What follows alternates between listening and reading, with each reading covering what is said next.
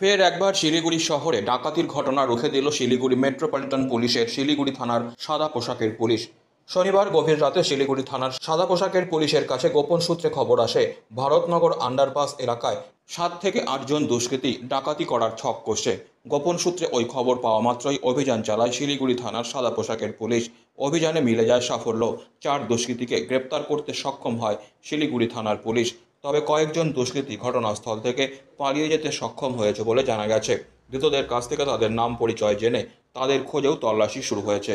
গতকাল রাতে ভারতনগর আন্ডারপাস এলাকা থেকে গ্রেপ্তার করা হয় শিলিগুড়ি শান্তিনগরের পলাশ মণ্ডল, টিকিয়াপাড়ার মোহাম্মদ বাপ্পা, হঠাৎ কলোনি টিকিয়াপাড়া এলাকার প্রমোদ সাহানি এবং টিকিয়াপাড়ার বিকি সাহানিকে।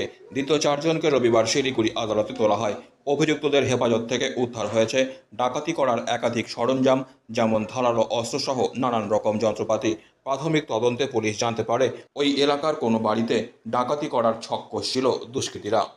Disclaimer. This channel may not promote any violent, harmful or legal activities. All content provided by this channel is meant for an educational purpose only.